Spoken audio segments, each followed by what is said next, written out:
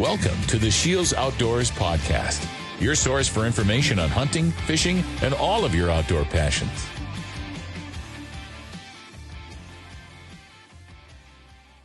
Hello, everyone, and welcome to the SCHEELS Outdoors Podcast. If you're living anywhere that gets below freezing on a consistent basis, you probably fall into one of two categories of people. The first are the grumblers that winter is coming and you have to bundle up and start shoveling the driveway again. Or you are jacked that the lakes are starting to freeze and you can start ice fishing soon. This segment is for the second category of people, or the people that are tired of not having anything to do during the winter months and are looking for something to do. Now is the time to take inventory and organize that ice gear and prepare yourself for the season ahead. And with me today is an individual that's probably more excited than anyone for the upcoming season, and that's Ben Olson from our Grand Forks SCHEELS location. How are you doing today, Ben? Doing great, Mike. How are you doing? Oh, I'm doing fantastic. So can you tell us a little bit about how you got started with SCHEELS and what you do?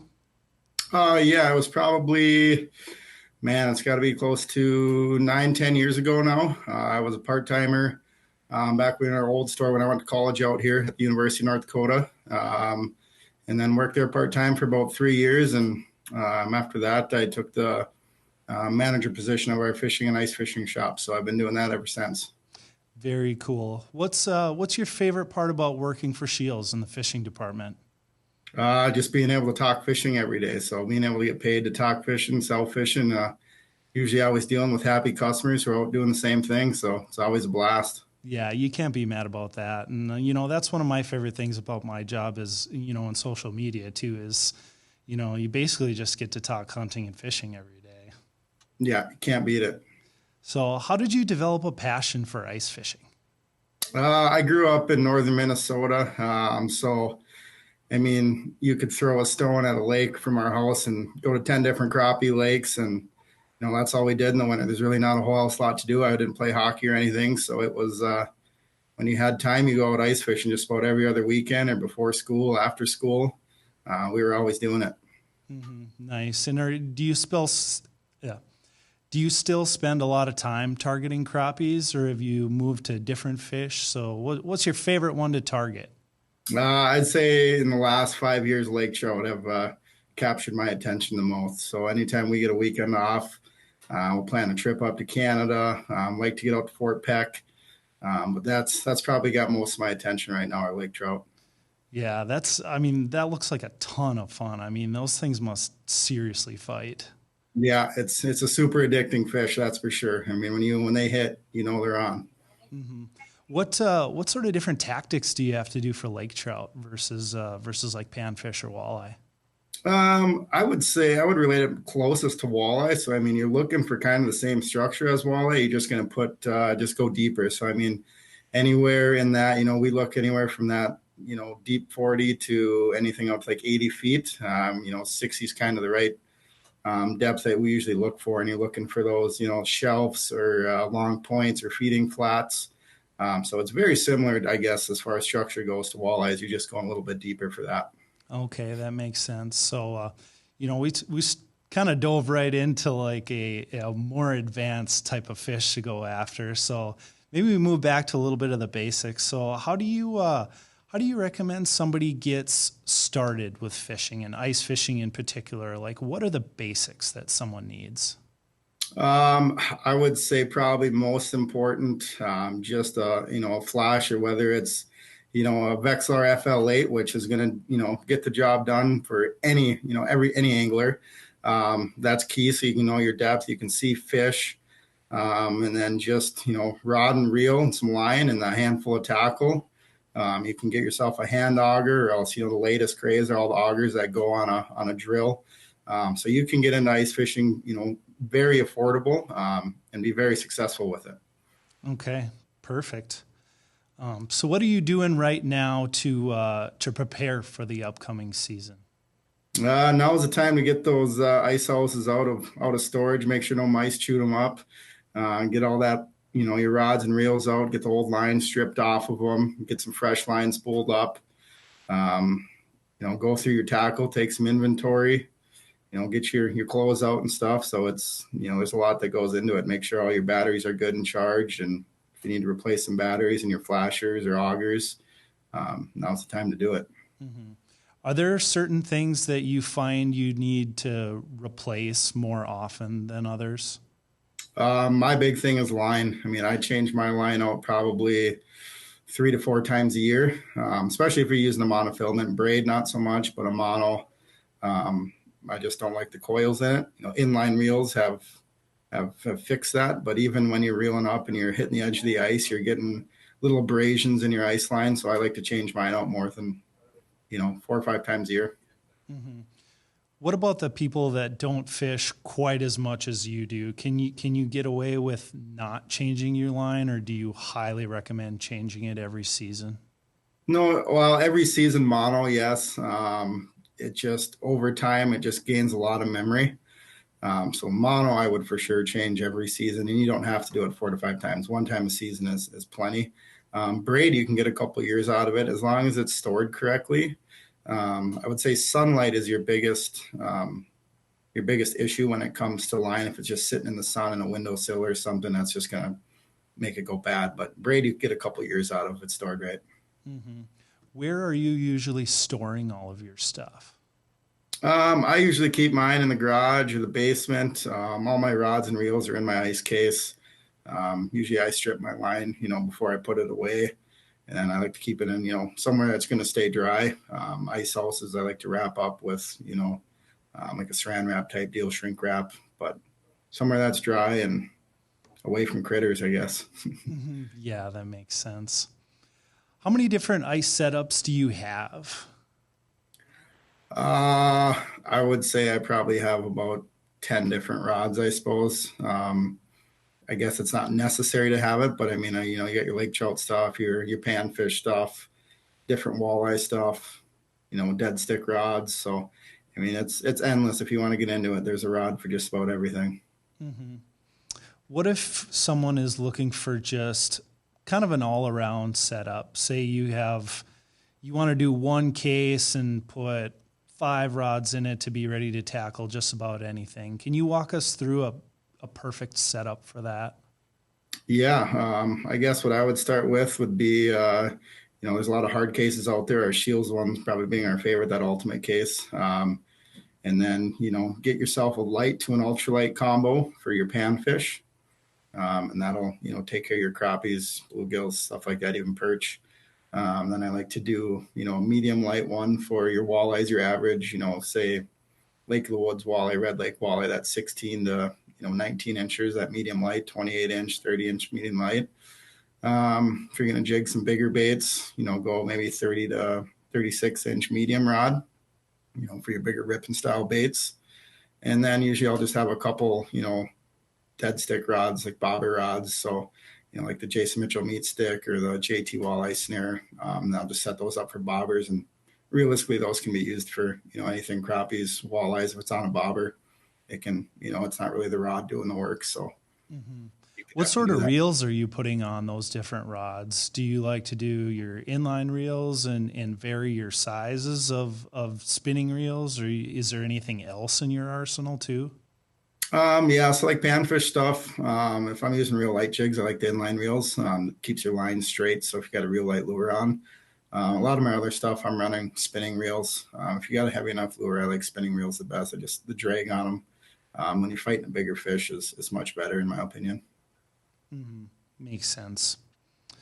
Let's dive a little bit into electronics. What are you running on the ice this year? I got a Helix 7. So me personally, I like to run the chart mode versus the standard flasher. I personally think I can see, fish coming off bottom a lot sooner, and just, you can tell the bottom composition changes a little bit. And I like to have that past history too. Say I was looking away for a few seconds, suspended fish came in, and I look back, I could see where it came in at. So Helix 7 is what I like. Okay, that makes sense. How about target separation? Seeing your lure versus the bottom. How is that on a Helix versus something like a Vexilar? It's going to be a little bit better, depending on what Vexilar you get into. Your FL8 probably being your least amount of target separation. You're looking at that couple inch range, where if you get into that new FLX, 30, you're going to get really good target separation. So you're going to have real defined lines. Same with that Helix 7. I think I get some really good target separation with that. Mm-hmm. What sort of application is the target separation making the biggest difference? I personally would say probably those real finicky crappies or perch, your Devil's Lake perch, when they're in a real neutral mode. That's when you can just get it right in front of their face, slowly pull it away from them. If you have some poor target separation, you end up jigging below the fish. With crappies, they feed upwards, so you always want to have that lure right above them. Mm-hmm. Are there any new products on the market today that you are really excited to try? Yeah, probably the biggest this year, I would say, is that FLX 30, kind of the Cadillac of all flashers.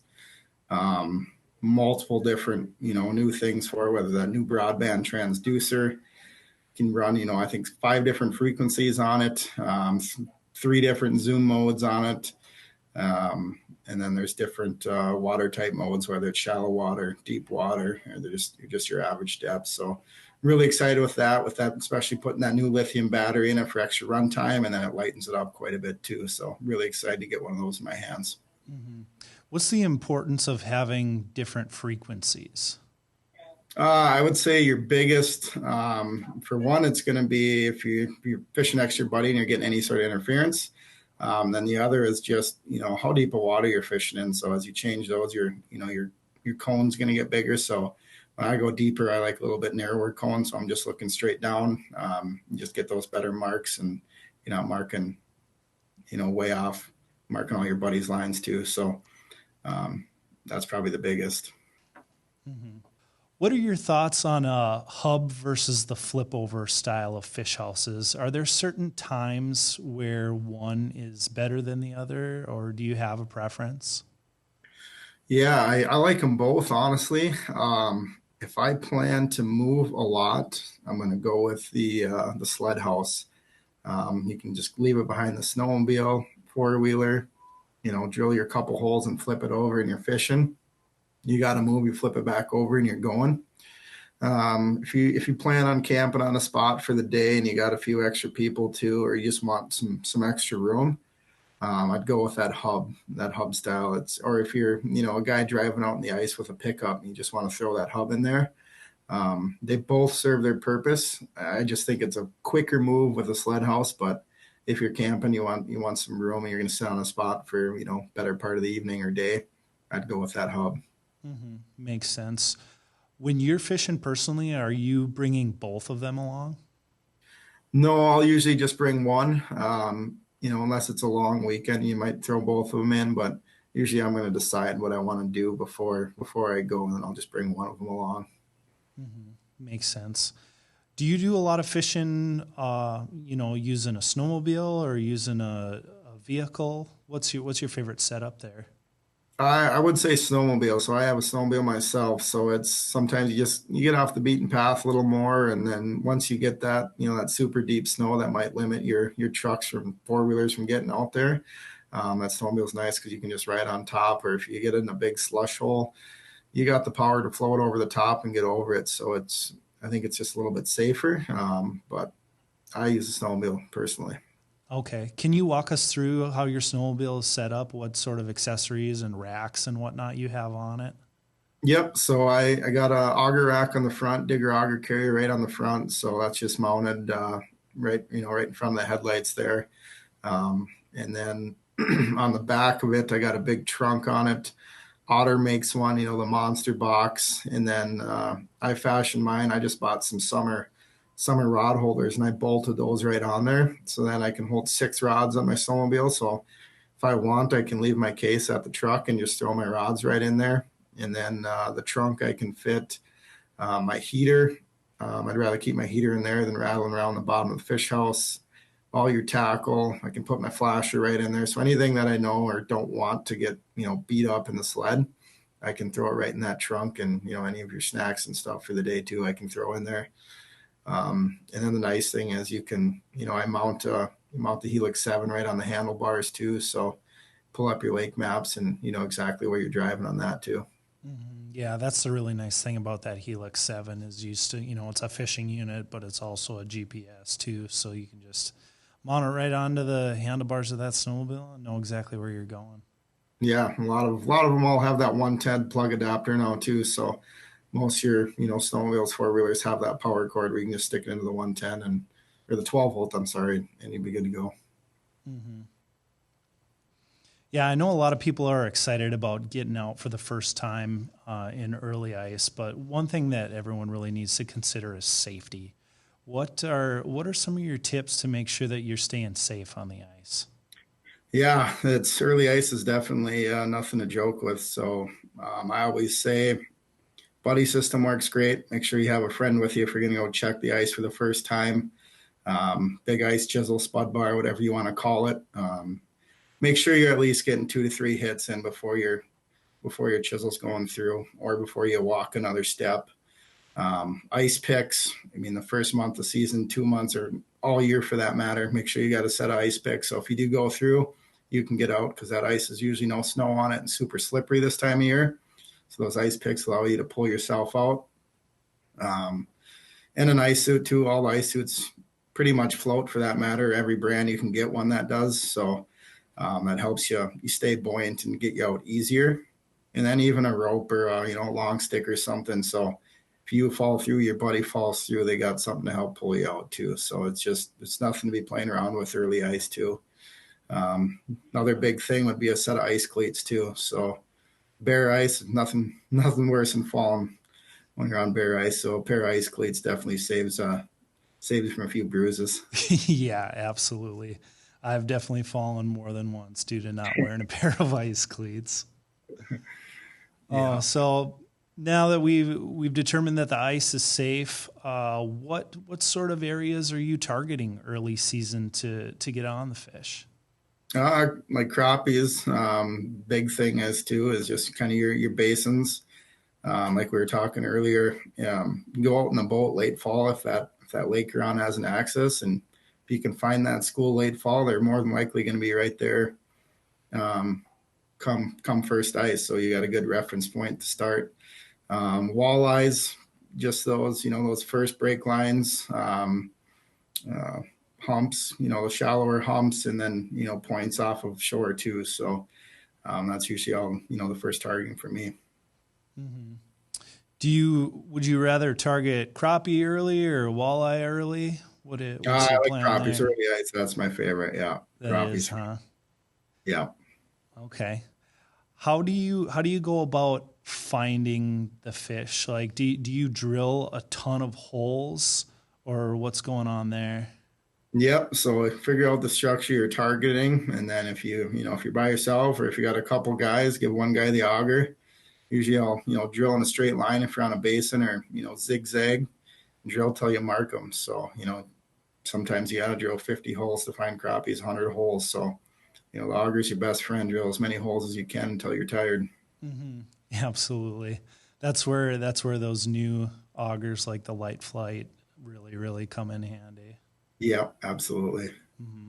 Do you have any experience with Garmin Panoptics or LiveScope? Do you use that at all? Yeah, I've used it. I don't own one myself, but I have used it quite a few times. And yeah, if you want to find fish in a hurry, that definitely cuts off some holes for you. So every 5 feet you're drilling holes, you can drill them every 50 feet, 60 feet. So that's a nice thing with the new technology. You can find fish quick. So you stick that down there and scan around, and you can land on them with probably about a quarter amount of the holes drilled. That's awesome. How do you know when you're on a school of fish with that Panoptics? Have you ever had instances where like you don't know if the fish are there for sure, or you just basically always know, or how does that work? Yeah, it's, for me, I would say finding a school of walleyes would be the hardest thing. I mean, walleyes move a lot. They're not just staying there, but crappies, a lot of times if it's a big school, they're going to be from the bottom to 10, 15, 20 feet up in the water column. And when you see those, it's a no-brainer. I mean, you might see some trees or something, but those are solid. But with that live scope or Panoptics, cool thing, it's live, so you can see them swimming around, so you know for sure that it is a fish down there. Mm-hmm. That's very cool. What sort of depths are you targeting early season for panfish and then for walleyes? Panfish, so like a lot of your smaller lakes, you want to find, a lot of times I'll start with the deepest part of the lake, your deep basin. I'll start there and I'll work my way in. So sometimes that's 30 feet, that 30 to 20 feet usually for crappies is pretty good in the basins. And then walleyes, you can get away with going a little bit shallower this time of year. If it's in the middle of the day, you can bump up on top of that hump or point, in that 12 to 15 evenings, you can drop down where it gets deeper in that 25, 30 foot. Mm-hmm. What sort of jigging cadence are you using early, and does it change throughout the year, or does it change more with the current weather patterns? Yeah, so early in the year is always fun because usually this is when your fish are most aggressive. So real aggressive cadences, popping it, bouncing off bottom, crappies, you can pull it away fast. Early in the year, you can get fish to chase. So real aggressive tactics, real aggressive lures can work.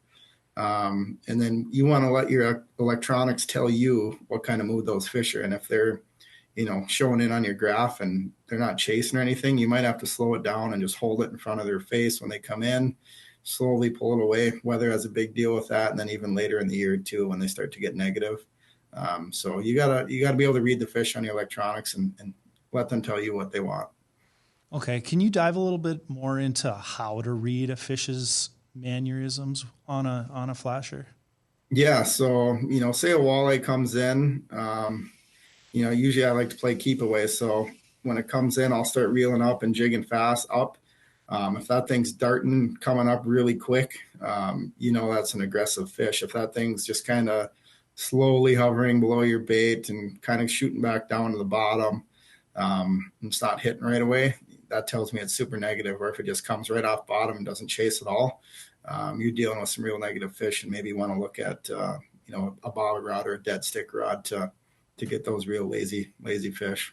Mm-hmm. Yeah, you bring up a really good point with the dead stick there. Just the ability to fish two and have two different type of presentations can come in as a lifesaver. Do you tend to catch more fish on your jigging rod or your dead stick, or is it really just depending on the day? Depending on the day, but it always seems like that dead stick rod always catches more for whatever reason. It's, I'm a firm believer that a lot of times your jigging bait calls them in. They look at it and then they slide down for the easy meal. So if it's you got a big minnow swimming down there and they got a lure flying around, why not take the minnow that ain't moving very far? Yeah, it makes sense. What's the difference in setup between your dead stick and your active jigging rod? Yeah, so your dead sticks can be a very slow action. So there's a lot of technique specific dead stick rods out there, whether it's the JT snare, the tuned up custom dead stick, Jason Mitchell meat stick. Everyone's got one, but it's a real slow action that gets into your backbone, further down the rod. And that allows that fish to grab it, not feel it, and then you can, see that rod bending before you set the hook.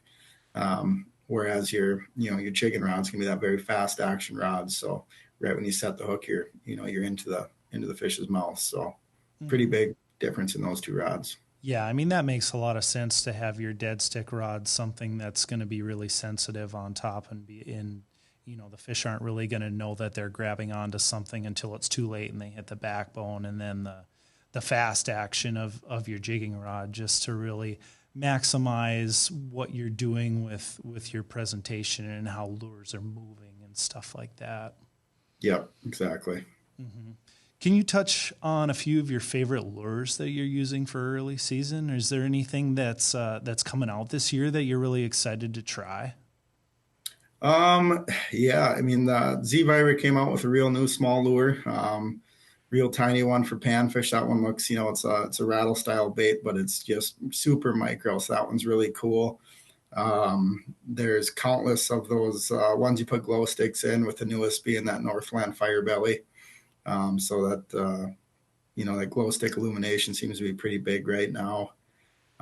Some of my, tried and true favorites, the Lindy Rattling Flyer spoon, jig and wrap, even the rip and wrap style baits too. So there's so many lures to pick from. It's hard to choose just one. Mm-hmm. Yeah, I get excited to use the jig and wraps, but I don't know if I have the right cadence or not using it the right application. Can you touch on how to properly jig and when to use the jig and wrap style lure? Yeah, so usually I'll use jig and wraps early ice when it's a real aggressive bite. And you really want to rip those things. It's a fast, short rip.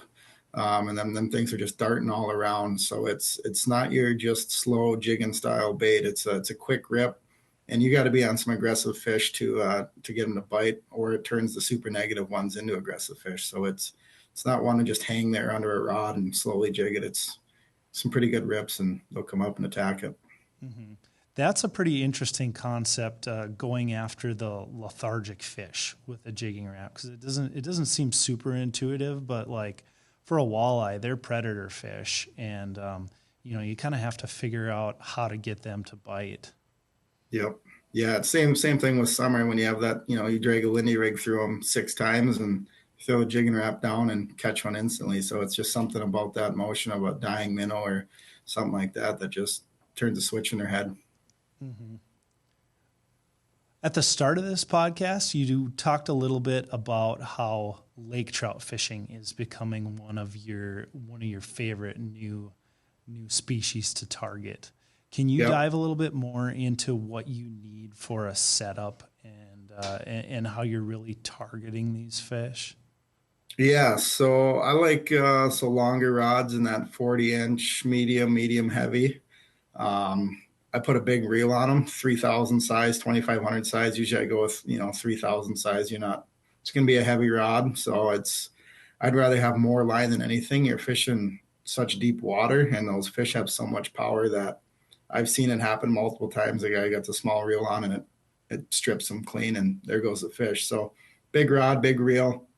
I don't like those super stiff rods. Everyone thinks you need a canoe paddle to fish lake trout, but the thing is their head shakes are so aggressive that you need something that still has some good bend to it to absorb the head shakes.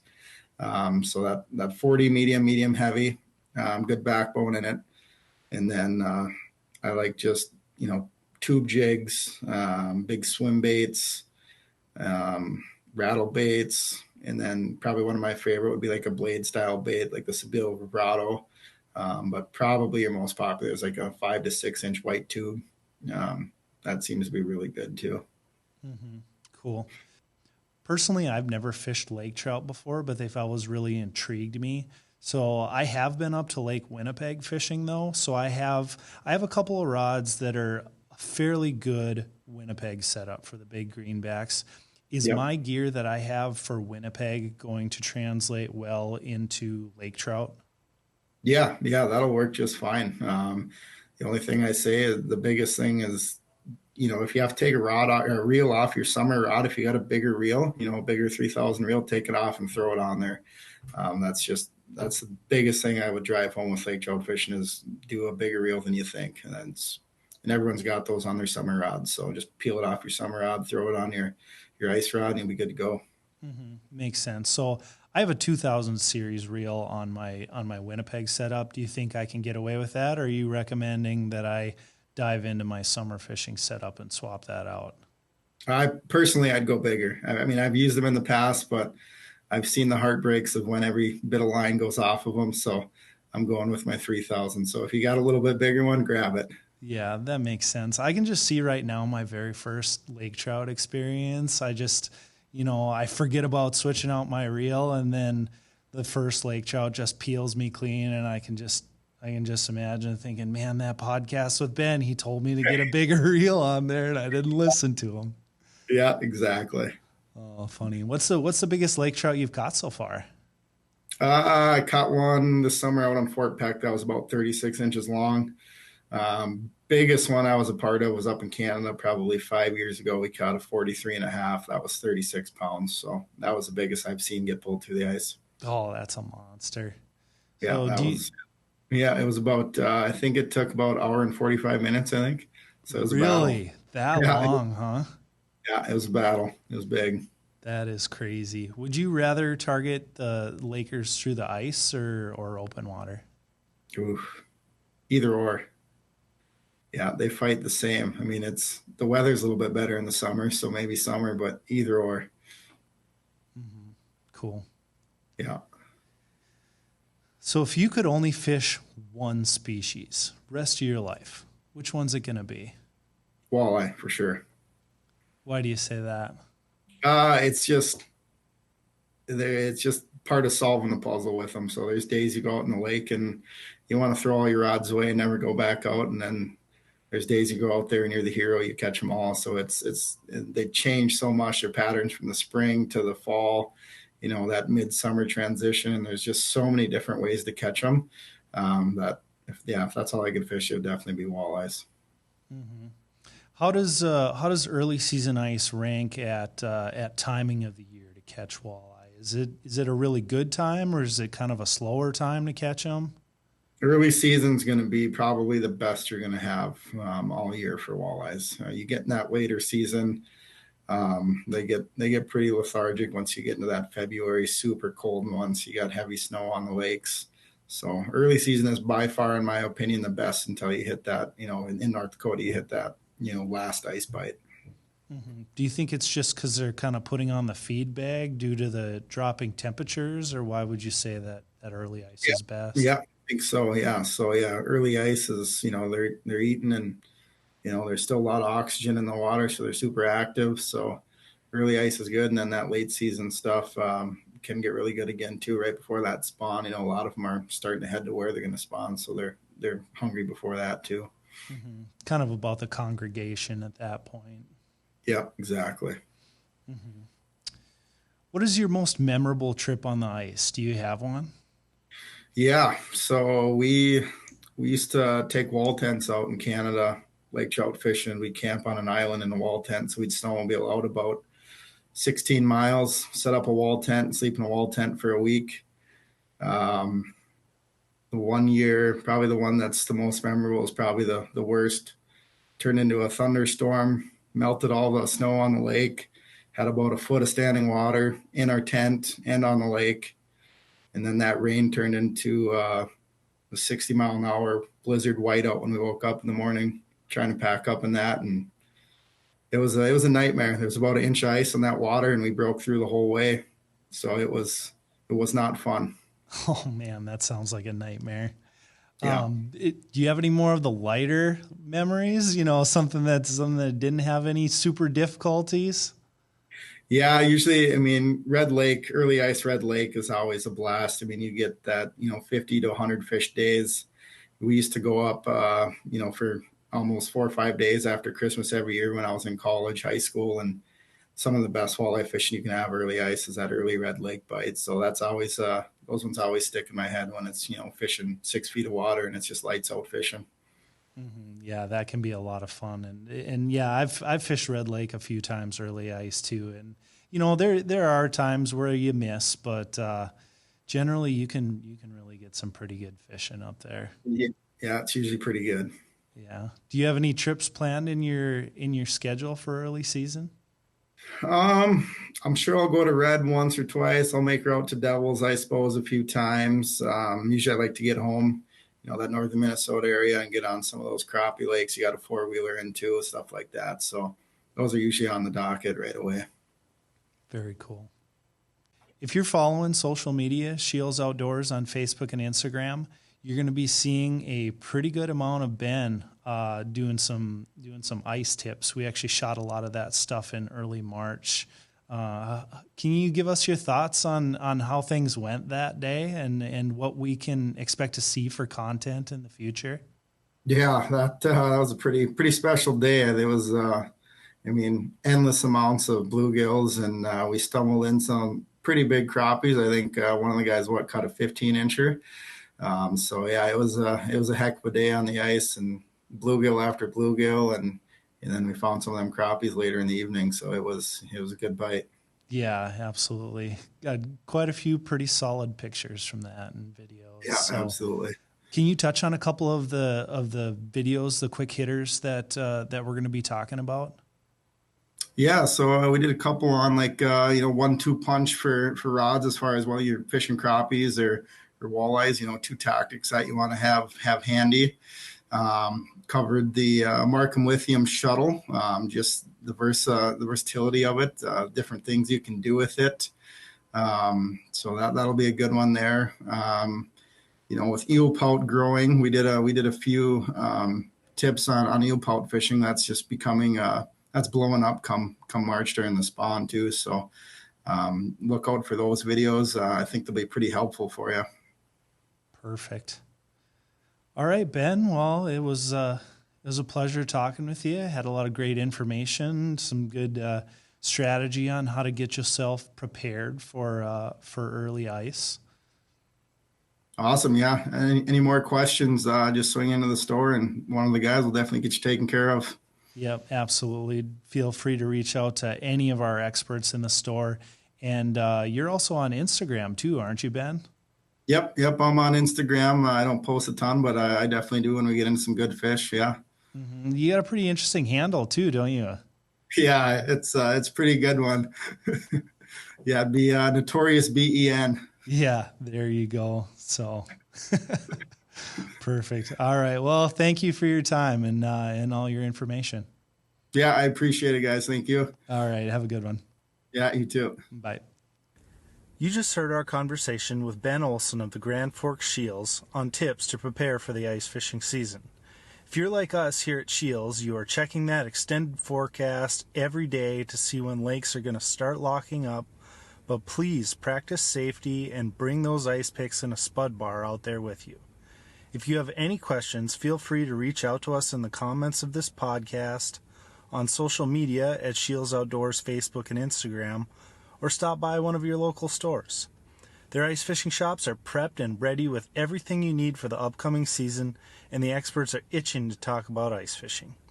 We want to thank you for listening today, and don't forget to give us a follow on the listening platform you chose today. Best of luck out there this upcoming ice season, and see you next time.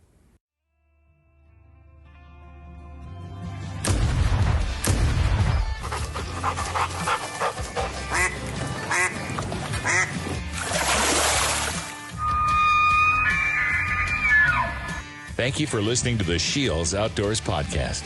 Stay tuned for future segments and visit our social media pages, SCHEELS Outdoors on Facebook and Instagram for daily updates.